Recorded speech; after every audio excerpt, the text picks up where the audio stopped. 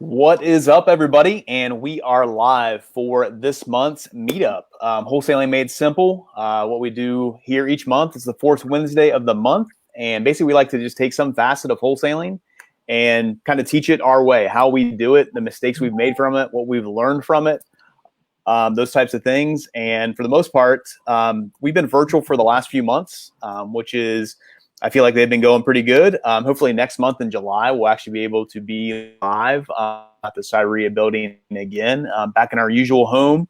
So hopefully that'll work out and stuff. But for right now, we're staying virtual and we'll be okay with that. So makes it good for this topic, though. What we're going to kind of tackle today and talk about today is how we use virtual assistants in our business, how they basically kind of changed the game for us when it comes to how we've been wholesaling properties and how we're utilizing them to the kind of the fullest extent. We started off with just like one VA doing certain things here or there. All of a sudden, now we're up to 8, and just how we're kind of using those. So that's what we're going to get in today. That's what we're going to tackle. And I got the crew here with me today. So I got the 3 other members of the Simple team on here. If you don't know me, my name is Brian. I'm the CEO of Simple Wholesaling, the Simple teams, Simple Wholesaling, Simple Quarters, Simple REI. Kind of everything all together. So that's who we are. But I'll kind of go around the horn and let the guys introduce themselves, kind of share who they are, what they do on the team. And if you guys don't mind sharing too, kind of how long you've been with the team as well. So yeah, Randy, let's start with you, man. Yeah. So I'm Randy Placencia, the dispositions manager here for Simple Wholesaling. So dispositions manager simply means I just sell all the properties that we buy, work with the marketing, work with my VA on the marketing side, my assistant on getting the properties ready to market, reach out to our buyers list, work with other agents as well, but find the right person who can buy our properties the quickest for the most money. And that's what I do day in and day out. I've been with the team since January 1 of 2019, so just a year and a half now. Loving it, and just hopefully continue the success here. So awesome. Sorry, Randy. I'm going to throw one other question in for you too. Basically, if somebody is doing wholesaling, they want to reach out, they want to work with us or anything, what is one way that you can kind of help anybody out in wholesaling? Kind of what's you'd say kind of your expertise of where if they need help with something, you can help them with this one area. What would that be? I think it's building that buyers list initially, and then getting the right information out to your buyers when marketing a property. I can help them with that. Awesome stuff. Awesome stuff. Ronnie, how about you, man? Hey guys, my name is Ronnie Reese, and I have been with the Simple team for almost 3 years. It'll be 3 years in October. So it's been a wonderful ride. As far as me go, I love using our VAs, just how they just help me with our systems and follow-ups and follow-up calls. So we have a whole bunch of leads that we're trying to catch. So yesterday I referred to them as, my spider team, because, we're casting out webs and they're helping everything that kind of, falls within that web and funnel everything to the right direction. So, but that's how, I'm here with the team and, how we use our VAs. Love it. So how can you help? Ronnie, what do you do for the team, first of all? And then how do you basically, what are some ways that people that are in wholesaling, how can you help them? Gotcha. So, what I do for the company is I buy properties. That's what I do. I go out, I talk to sellers. I work with other wholesalers, networking with them to, talk about prices and things like that, looking for those win-win situations. And the way that I can help you is you have a property or a seller that you're having issues with, you can bring them to me. We can talk, we can warm hand off, we can email, talk about numbers, what we can do in order to problem solve to help get that seller what they need, and also you, the wholesaler, what you need as well, because I can be your end buyer. So awesome stuff. Awesome stuff. Mr. Snodgrass, how about you, my man? You're on mute, Brett, by the way. Sorry, I tried to unmute you, but it didn't work. Yeah. What's up? What's going on? Thanks for guys for watching this. I'm Brett Snodgrass. I'm the owner of the company, and promoted Brian to CEO, and that's awesome. So it's really cool to hear you say, man, I'm CEO. That was awesome. That might have been the first time I said that, so it's good. I know. It felt good. So I'm the owner of the company. I guess I've been doing real estate for 13 years, created this Simple company about 2015. And And I love the team. I love real estate, and I especially love working with virtual assistants. And we've been working with virtual assistants for over 3 years now, and they've just been an absolute blessing for me. It's just been game changer all around for it. So awesome, Brett. And I want to kind of talk with you real quick on this. So if somebody is like basically somebody's wholesaling, like when should they be kind of like when should they reach out to you, or what can you help them with if need be? Yeah, I think the biggest thing that I can really help is to help someone scale their business. Number one, learn how to put people in the right places, and someone really wants to turn it into a business, and eventually kind of sit in the owner's seat.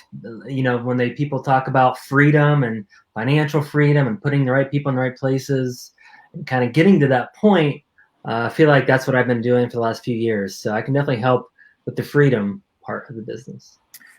Awesome stuff. Well, thank you so much for joining me on here, fellas. And let's kind of get into this. So like what we decided we wanted to talk about for this one, we thought be a good a thing to go over is basically just how we use virtual assistants. I've actually been on a lot of calls lately where people are starting to bring virtual assistants onto their teams, or they're thinking about it. They've heard about it and they're not quite sure what to do, those types of things. So we thought this would be a good just meetup to talk about how we use them, how they help us in our business, and how you maybe can use them in yours as well.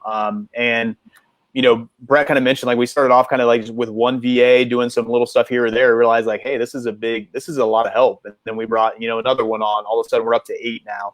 So real quick, I kind of wanted to go over what we use them for, and then we'll kind of get into some other stuff with it. So right now we have 8 virtual assistants. They are all over in the Philippines. So they're all overseas. They're all over there. And when we say virtual assistant, it could be somebody in the Philippines. It could be somebody, you know, in the, you know, Costa Rica, something like that. Really, it could be somebody here in America too. There for a while, we were using a virtual assistant. She lived down in Texas, but she helped us out on the phones. That was great too. We used some, you know, we've used some moms that needed to have something to do for a couple hours a day while their kids were at school. They could be a virtual assistant for you as well. So sometimes when you hear VA or virtual assistant, it might be somebody overseas or in another country, but it could also be somebody local here that can help you out as well. It's basically just somebody that they're an assistant for you. They're helping you out. They might not be in your office or anything, but they're virtual. That'd be a virtual assistant. So that's kind of what we're going over here. All of our virtual assistants, they are over in the Philippines. We start off with a company called Better Your Best with Ryan Johnson out of here out of Indianapolis. And he kind of put us in contact with our first set of virtual assistants, and we kind of grown it from there as well. But what we use virtual assistants for within our business, we have one virtual assistant that is Brett's personal assistant. She's the executive assistant to him. She helps him out with a little bit of everything. I'm glad that we have her because Brett, you never know what he's going to do next. So she keeps him in line. So that's a very good thing. She also handles all of our finances. So she pays all of our bills, handles all of our finances, handles kind of all of our documents with our lenders, takes care of a lot of that administrative stuff. So she's a huge asset to our team. We also have another assistant that takes care of all of our closings. So she is our closing coordinator. She's not here. She's not going to be going and signing or anything like that, but she sets everything up. She handles all of the communication with the title companies, everything we're doing with them, making sure it's on track, it's on schedule, making sure we have all the documents and stuff for that. So our closing coordinator is actually somebody that's living over in the Philippines, which is always crazy because I'll like email her to do something where I'm like 10 minutes away from that person or anything like that, but it helps us out. So we also have another virtual assistant that is basically Randy's assistant on the dispo side that kind of handles all of our marketing stuff, handles all of our promos, presentations, lists our properties. She is an assistant. She's our brokerage assistant as well. So she has access to the MLS and is able to list stuff on there. So she helps out on the dispo side. We have another virtual assistant that kind of does. He's our lead manager and our property manager. Kind of handles all of our stuff, our communication with our tenants, everything with that. And then also handles all of our leads that are coming in, making sure that if Ronnie misses a lead, that he's going to keep him on top of that and hold him accountable for it and make sure everything is in the right place within our CRM is really what he does. We have another assistant that basically what she does is she runs all of our comps. So she sets up presentations for our acquisition managers, basically says, hey, here is this property that came across. You're looking at it right now. You're going to do a walkthrough on it. Here are all the comps for the area. Here's what we've bought properties for in that area. Here's the average margin that we've made on them. So she kind of does a comp analysis for all of our properties that we're looking at. And then we have 3 other virtual assistants that are basically, they kind of work within the acquisitions team in various lead sources. So we have one that handles all of our follow-up calls. That basically, if people that are in our system that we need contact with in some way, she's handling up all those calls. Or if our acquisition managers just need somebody to follow up, say, hey, I can't get a hold of this person, call them 3 times a day for the next 3 days. Like, she'll handle that. We have another assistant that does all of our texting. So all of our lead source, we do a texting lead source through Lead Sherpa. She handles all that. She's the one that's texting them all out, making communication that way. And then our last virtual assistant, number 8, he does all of our cold calling. So through all of our list, he busts out cold calls. We have him set up on Mojo Dialer, and he's just busting them out that way. So that's kind of the 8 virtual assistants that we have and kind of what we use them for. So I want to get into a little bit of kind of how we work with them, how we integrate with them, and stuff like that. So Brett, let me start with you. So you work with Roxanne, who is your executive assistant. She's actually the longest tenured employee that we have with our company. She actually started before I did even. So she's been with our company for a long time. And you've worked with her in a lot of different ways. So why don't you kind of talk about kind of that relationship that you have with her and how she really she was our first virtual assistant we had, and how that kind of opened our mind up to what they could really do. Yeah, we hired Roxanne just as an administrative assistant, someone to go through spreadsheets, to help with documents. So she really knows a lot of our documents that we do as far as purchase agreements, lender documents. She knows title company documents. So she knows a lot of the administrative things very, very well. And that's what we hired her to do. We just wanted someone to help us with there's a lot of administrative things that go into this business. So that's where she started out for about a year or so, maybe a year and a half, doing a lot of that. And then she transitioned into the closing coordinator, which I didn't know how a virtual assistant would handle that, right? Scheduling the closings from overseas. Honestly, it was kind of a trial for us, and she did it very, very well. And the light bulb went off and said, you know what, we don't have to have someone physically here to schedule the closings. And that was a cool thing.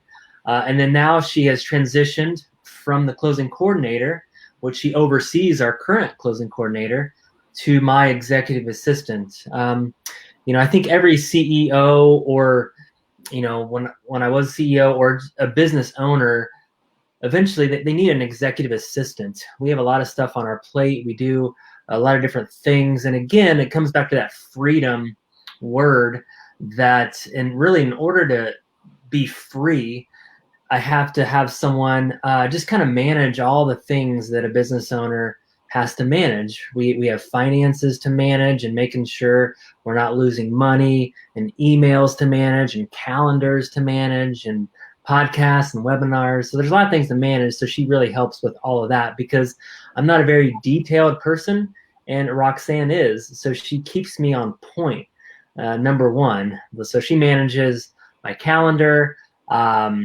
She does all the podcast outlines that I do. She gets all the guests on our podcast. She pays all of our bills.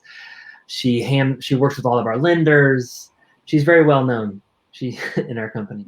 So, no, awesome stuff. And I want to talk a little bit about a story that that involved you and I and Roxanne, of how we kind of utilized her and stuff. And I will kind of put a little disclaimer in here too. Randy's on dad duty tonight, so if Randy needs to pop out to take care of any kiddos, he might have to leave us for a moment. But I just wanted to kind of put that in there real quick. So, but I know, Brett, you and I had this conversation. It was almost about a year ago now, when Roxanne was kind of in that closing coordinator role, and we really kind of talked about, you wanted to get something off of your plate of basically just checking all the HUDs and taking care of that. And you're like, hey, Brian, I want you to take this over for me. I want you to, kind of check all these HUDs. I want you to, basically just make sure everything's okay. And you and I were kind of in the same spot of like, we really didn't have any time within our day to really do that. And we had that conversation, and we were basically like, you know what? Who would be a lot better at this than both of us is Roxanne. Like, she's already closing the document, or she's already the closing coordinator. She knows more about this stuff. She knows what's supposed to happen. We had that conversation. We were kind of like, hey, let's just try her out. Let's see what happens. All of a sudden, she's like catching mistakes that you and I made and things.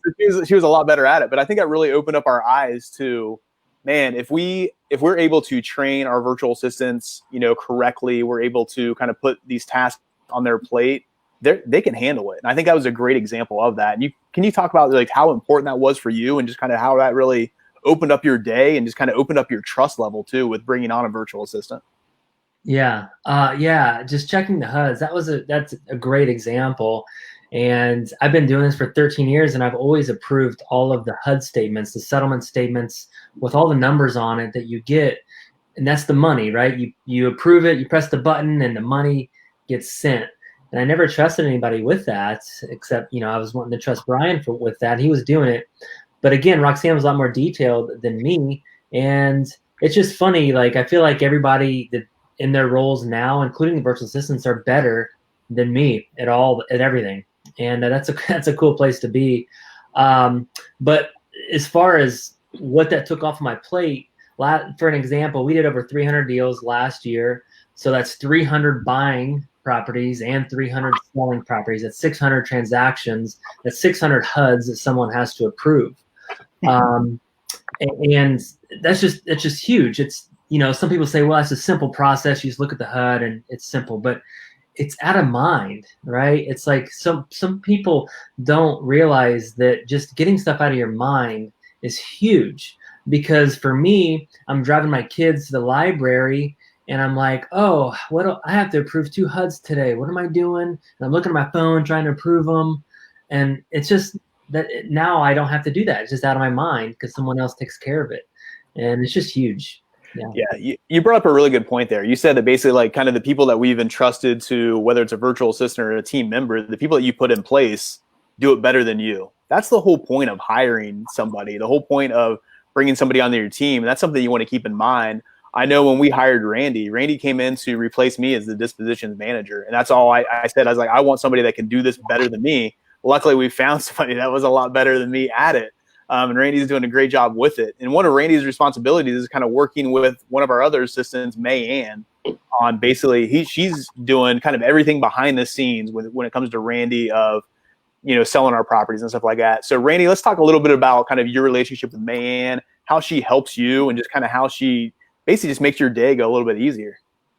Yeah. So when I first came on, I just had Mayanne doing like property promos. She had put those together. So whenever we got a property that was a fresh one that we were in a market, she was doing the Canva presentations that get emailed out. So she's doing all the photos, put all the details in there, giving them to me. And then she was doing just a couple small stuff here and there, but she is sort of like a miniature Roxanne for Brett. So she's very capable of doing almost everything I put on her plate. So over this past year, we kind of gave her more responsibility. Now she's, she could fill out PAs for me. If I just send her the details of a negotiation that I just wrapped up, I could say, hey man, here's the purchase price, here are the terms, here's the closing date, write this up. She can do that. She could write counter offers for me, amendments. She's now fielding initially some of the incoming calls from our yard signs. We've got signs in the yard where people call and text. Well, those are going to go straight to Mayanne, so I don't have to kind of vet them on the front end. And if it's someone that's interested, or it sounds like someone interested enough to talk to purchase that property, then she'll forward that information to me and kind of play connector. So, and that saves a bunch of time. And getting all the email blasts together. I mean, that probably saves, at least for my time, an hour a day. For her, she's probably a wizard at it, but that adds up. An hour a day, we're talking 6 hours a week. And it's a big chunk. One of Randy's least favorite things is putting together a promo for a property. But no, my biggest things I don't do, or I don't want to do, are doing tech stuff on the computer and then filling out paperwork. It's just my least favorite things to do. Yeah. And that's exactly why I'm grateful for me.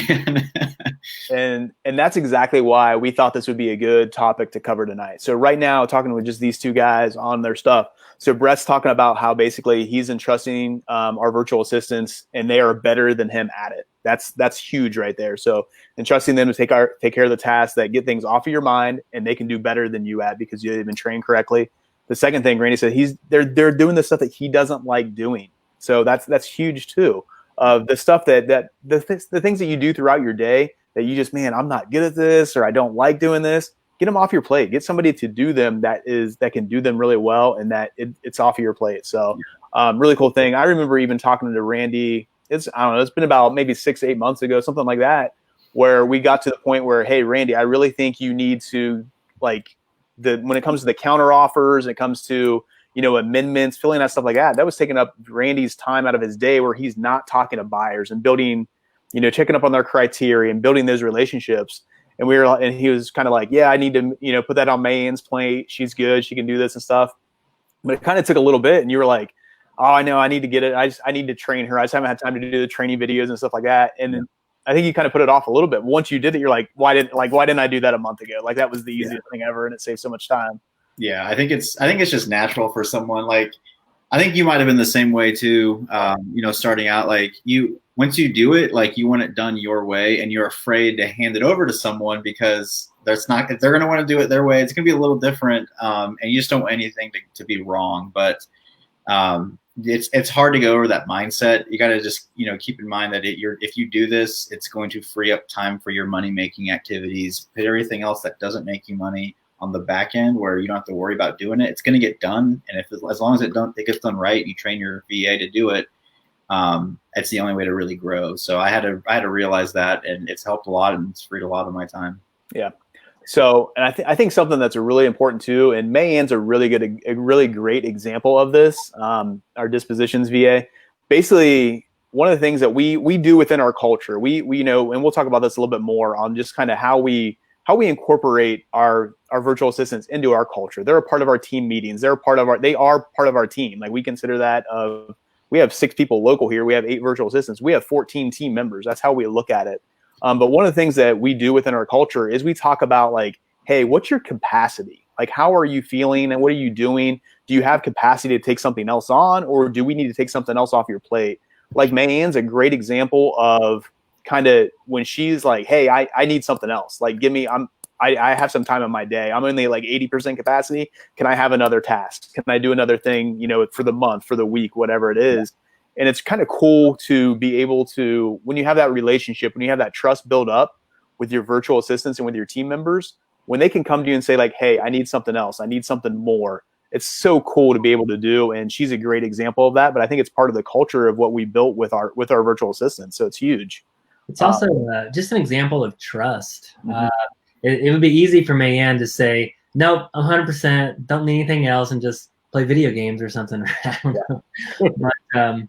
But I think that's one of the biggest things, the hurdle that I had to jump over. And when I talk to people about virtual assistants, a funny conversation I was having with my wife's parents a couple months ago is they were asking me about our virtual assistants, and they were asking me the things that they do.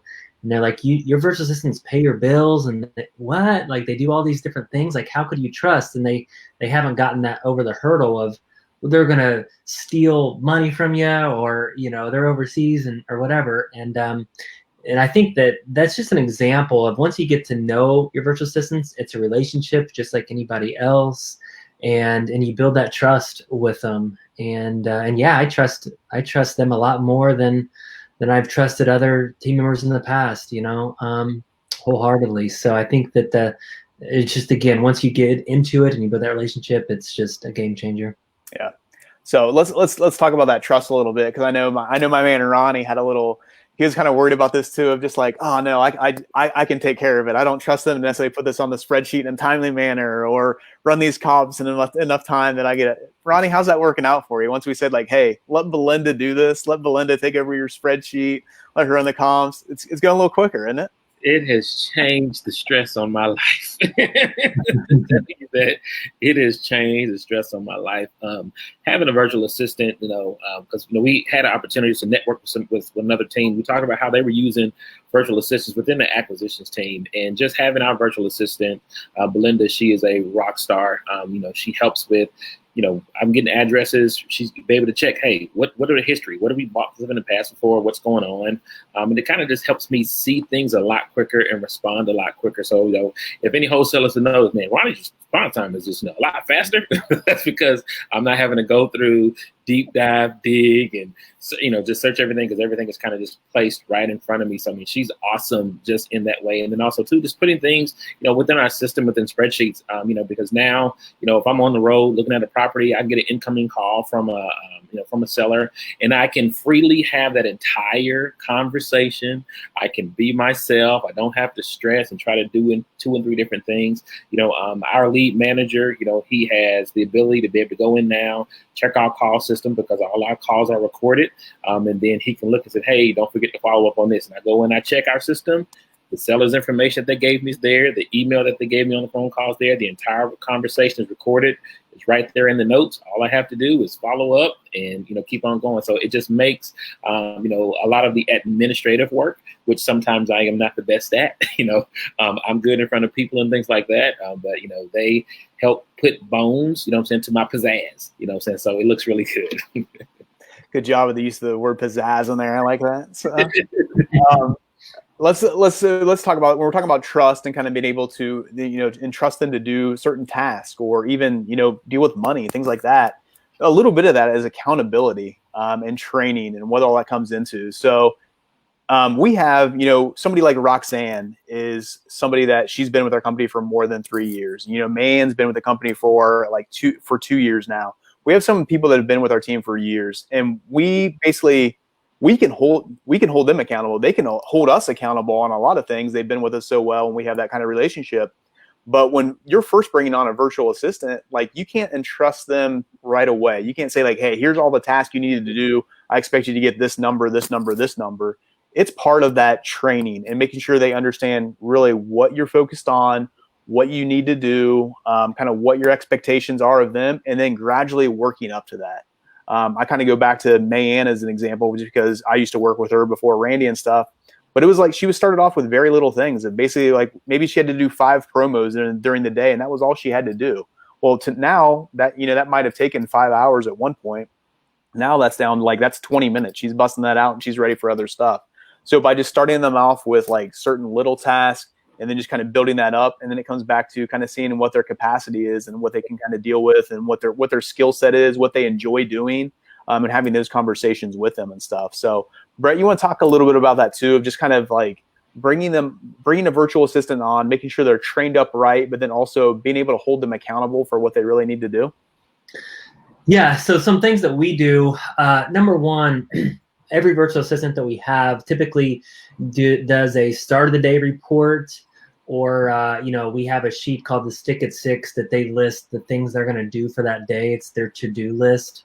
So we know exactly what they're supposed to be doing. And then they also send us an end of the day report. So like I said, Roxanne, my executive assistant, she's very detailed. Her end of the day report sometimes takes me 28 minutes to read because it's so detailed. But it's really good because I know exactly everything that she did. So I would highly recommend doing that. If you hire a virtual assistant, make sure they at least do the end of the day report. That's the most important thing for me. And then you do have to manage your virtual assistant. So give them things to do, and then you have to train them on to do those things. Everyone has a different way to do it. How I do it is, again, I'm mostly working with Roxanne, is I just create a video on my MacBook when I'm doing that task, and I just create a video of it. Sometimes it's 20 minutes long, 30 minutes long, and I personally don't even write instructions to that video, and I have Roxanne be the one to watch the video, and then she writes the instructions of the step-by-step process. So everyone has a little bit of difference to do it, but videos, I feel like for me, they can watch them, they can rewind them, go back and figure out how to do it. And then if you want an outline or instructions, I would have them go ahead and write, and that's going to help them learn even more. Yeah, I think it's really important. That's something we do when we hire a virtual assistant, or really just even a team member. That's one of the things I think maybe in my education background stuff, I like to ask them hey, what's your learning modality? What's the way that you learn best? When we're hiring a virtual assistant, we need them to be able to learn from a video. That's kind of how we get by and stuff. So if they come on and be like, oh, I need one-on-one instruction going in depth and things like that, that they might not be a good fit for us. You might have enough time to be able to do that if you're looking for, a certain virtual assistant or somebody to help you out. That's fine. But for the most part, we need to be able to just like kind of give a video. They can ask questions if they need to, and we can help that way. But you got to kind of know what the job is. When we brought Belinda on and she's calculating ARV, that had to be one-on-one, and we had to make sure that we had enough time to go through it with her. I worked with her for a week on it. Then Randy worked with her for a week on it. Then Brett worked with her for a week on it. Then all three of us kind of worked with her for a week on it. We needed to make sure, like, hey, we need somebody on the team to do this. We need to make sure they're trained up right. So we needed to make sure we had to set time aside to be able to do that one-on-one training for that particular thing. But for the most part, sometimes we're just like, hey, we need to be able to learn from the video and be able to go with that. Are you good with that? Yes or no, and move on. So I know one of the things too, kind of speaking along those lines, and we kind of learned this from experience of going through the company that we went through, Better Your Best. They've been great, and they can kind of they've set us up with some great interview candidates and stuff like that. We've realized of when you bring a virtual assistant on, a lot of times there's other jobs that are available for that person as well. So if you bring them on and maybe they're not quite working out within that first week, it's okay to cut them and get rid of them and bring somebody else on for an interview process or something like that, because there are multiple jobs that's looking for somebody maybe that's better suited for them than you are. So that's something to kind of keep in mind with that as well. I want to have any hard feelings about it, but just kind of this, realize that there is something else that they could be doing instead of you kind of keeping them along and really struggling with kind of finding their way and things. Ronnie, let's kind of go back to you on just some accountability measures when it comes to the acquisition side. And this is really kind of what we're going through now. Of we kind of retooled some of our, or I guess reconfigured some of our virtual assistants, and where we have them one cold calling, one doing texting, and one kind of doing follow-up calls. And we're kind of reworking how we're going to basically kind of keep them accountable and kind of look at their metrics and things like that. So what are some advice you have when you're kind of just, when you're touching base with them on, hey, did you check your Podio task? Did you get these follow-ups done? And what are some ways that you handle that on the acquisition side, bud? The way that I handle that is, being, direct, but, open and honest about what's going on. The other thing is, just having a system in place so that what your system is, they know what kind of system that they're following, and then you can have, just different ways that you're going and checking. So whether you're checking the spreadsheets, you're going back through and checking up on some tasks, maybe some cells that you talk to, or however you have it set up. But, just to go back and ask. And then also too, which is really big, is just checking and having them, do that end of the day report, just so you can kind of follow up and see, okay, this is what they did. And then also look for trends. If you're expecting, 400 texts a day or something like that, but then you're noticing on Tuesdays and Thursdays that maybe they only have 150 texts. Okay, well, what's going on within that? What kind of trends are we noticing, and what we need to do to kind of course correct? Maybe call volume is kind of weird, that you're noticing. So then that's where you can kind of go say, okay, this is what's going on for the week. Something's kind of weird here. So always looking for those trends based on what your expectations are, and what your business model is, and what kind of volume you're expecting. That is really, really key. Checking for those trends and then asking them about it. Yeah. So no, good stuff. And let's kind of talk a little bit about kind of when we're checking on those things or doing those things. Let's talk a little bit about communication. And kind of how we're communicating. I know we do Voxer with them. Some of our VAs have text numbers, so I can basically, while I'm on my phone, I can just verbally text them, things like that. We have access to be able to call them and talk to them, do a lot of Zoom meetings, a lot of email and stuff like that. But Randy, you're probably the one that I think works closest with a virtual assistant, kind of on a day-to-day basis with kind of everything that you're doing. What are some ways, what are some tips that you have when it comes to communicating with them, and just kind of how you make that relationship work in that aspect? Yeah, so I think Man's got us a virtual cell phone number. That's not how we communicate. I know you did it a lot when you were working with her, but we communicate pretty well for simple stuff just through email back and forth. But if there's ever anything new that I want her to pick up and start doing, she just really likes when I make a quick video. I'll just share my screen here. I'll make a quick video step by step of what I want her to do, and she picks it up like that. And then, for instance, when she took over the email blast, I showed her a video on my screen how to do it, and then she set the next one up, and I could go into our CRM and check to see how she did it, and she nailed it. So that's how we prefer to communicate: email, and then like video screen share, so we can kind of see hands-on on what I want her to do. But yeah, we could always, if I wanted to communicate through her through a call rail number, through text, I could do that. But yeah, email just works best for us. Yeah. So one of my favorite things is when we do Zoom meetings with them often as well. So we were on we had our dispo department meeting today on there in Zoom and things like that. So it was kind of funny before we really even started doing that. Brett, I'll kind of go back to you. I think it was like essentially Roxanne kind of worked with us for almost I feel like it was like a year before you actually like saw her or anything on video or anything like that. It was just all done through email. So now I think everybody's a Zoom expert. We can communicate that way. But let's talk a little bit about kind of how they are involved in our team meetings, and they are really just a part of our team, just like everybody else is. And we're in a kind of a different aspect too of like for our team, we don't have an office. We all work virtually. We all work from home. We do have an office spot where we can go in for meetings and things like that. But it's not like we're all in one office together where anybody here in Indianapolis is like kind of in one room working together. Like, Randy, did you get this PA? No, that's not how we operate. We're virtual anyway. So it kind of works out with a virtual assistants and kind of how we do that.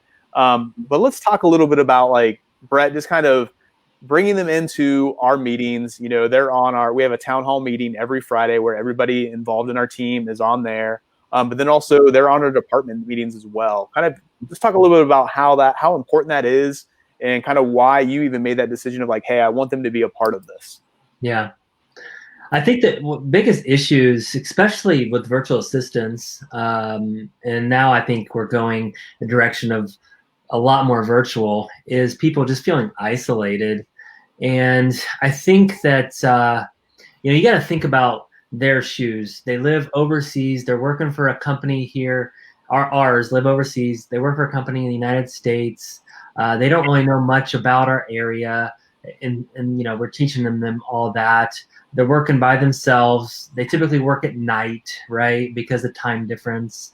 So there's probably a feeling of isolation that if you don't include them, that they're going to feel isolated, I would imagine, right? So I just wanted to set a goal out there that the best that we can't do it perfect. We can't, we've tried to think about, hey, can we take a trip to Mexico and invite everybody and have a party and stuff? But that's been challenging, but we just try to do the best we can to include them by having weekly meetings, including them in on the meetings, doing some fun things. It's not always serious all the time, asking them about their lives, and we've gotten to know them pretty well. We've done some cool things, we do some bonuses at the end of the year, and we give some stuff where they say, hey, give this money away, and some of them make some awesome videos about how they gave away 100 bags of food to the homeless, and it's just really cool to watch their culture and how they live. And like I said, I work closely with Roxanne. I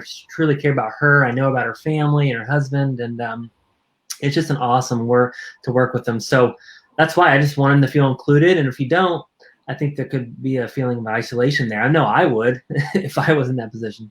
Yeah, and that's one of the things I've seen, and just the different masterminds that we're in, and a lot of the groups that we're kind of a part of, and people are talking about real estate and how they're doing it and how they're utilizing virtual assistants, and it kind of always comes back to a lot of times of like, man, I don't have a relationship with them, or it's hard for me to keep them accountable and stuff like that. And we're, obviously we make some mistakes, and I'm sure that some things slip through the cracks and stuff like that, but I feel like by bringing them into our culture, by having them they're in our team meetings and they're involved in that, it just makes all the difference in the world, that they feel like they are a part of, the Simple team. So we've sent them shirts. So they have Simple Wholesaling shirts or Simple Quarter shirts. Actually the ones too, if they had any trouble with technology, like we bought some of them laptops. We might send them like a new router, some things like that that just helps out with like kind of what they need to be able to perform, be able to do their job well. Give them little things like if we do a little like thank you, for Thanksgiving, of just like, hey, here's an extra $50 and stuff like that. It's amazing kind of how much money here goes over there. It's insane to kind of see kind of what's going on. One of my favorite stories that kind of comes to mind, kind of talking about bringing them into the culture a little bit. So we've had Roxanne and Mayan, who we've talked about, and they've been with us for a while now. their supervisor actually used to be this gentleman called Irwin. His name is Irwin. He used to be their supervisor. He used to oversee them, kind of check their end of the day reports along with us, making sure they were kind of, clocking in, clocking out, that type of thing. Mayan and Roxanne talked so highly of us. They spoke so highly of kind of what we were doing, who we are, what we do, and things like that. Basically, Irwin quit his job as his supervisor to come work for us.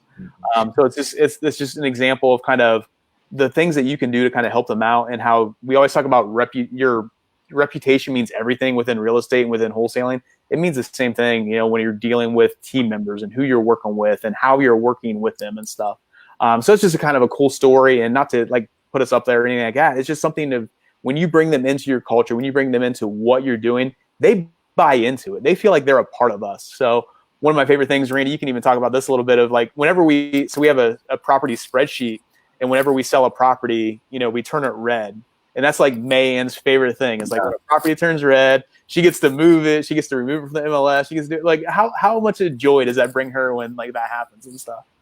Yeah, that is one of her favorite things to do. She gets all excited. But yeah, she'll joke with me sometimes when she's like, "Hey, Randy, I don't see, I need more red properties to move around, or I need to see more green properties, because before they're red, they're green." And that's always a good sign it's moving in the right direction. So no, she always jokes around, but she little things like that excites her, but that's cool. Yeah. So the same thing, Ronnie, on the acquisition side and stuff. So if one of our virtual assistants is tagged to a lead, they actually get a little bonus from us. We get a little extra cash and things like that. So even just kind of talk about it on that end, when you're able to get a property under contract that we're going to sell and things like that, like how much kind of just like they get excited about that, and they're like, "Oh man, Ronnie, I'll get you another one," and stuff. So it's definitely a lot of that communication and stuff. I mean, because we have our virtual assistants, they're doing a lot of text and things like that, and plus it makes me, because I want to, also serve them the way they're serving me. If I'm seeing them tagged to a lead, I want to get it, because I know the more the merrier. I want to keep that motivation going. And also too, with just a receipt of letting them know, hey, you guys bring value, to our team and what we're doing. And I mean, even giving them that verbal assurance. Hey, thank you, because you were able to get this analyzed for me really quick. I would check numbers and things like that, and we got it in, everything worked out good, and just be able to tag that to them, it just makes them, like Brett said, feel part of the team, as opposed and feel connected, as opposed to just sitting there just doing the one thing. It makes the team environment that much more expansive. So awesome stuff. Just I know I was actually just on a call, and they were talking about this just in our Collective Genius Mastermind group and stuff. But they were talking about one of the best ways, if you're thinking about maybe bringing on a virtual assistant, you just want to try it out for a little bit. A really good resource is just go to Upwork.com. It's a really good place to start, of where you can hire a virtual assistant for a couple hours a day, or just for a project or anything like that. So it's a good resource to maybe just start if you're looking to bring somebody on to do a certain task, do a certain thing, or you can also bring somebody on full time in a certain way too. So that'd be a good resource for you to kind of check out. Gentlemen, as we kind of wrap up here, we're kind of coming to that 45-minute mark. So as we wrap up here, I would like to just get one more thought from you on just like maybe a tip, or just some other piece of advice you have for working with a virtual assistant that maybe we haven't mentioned yet.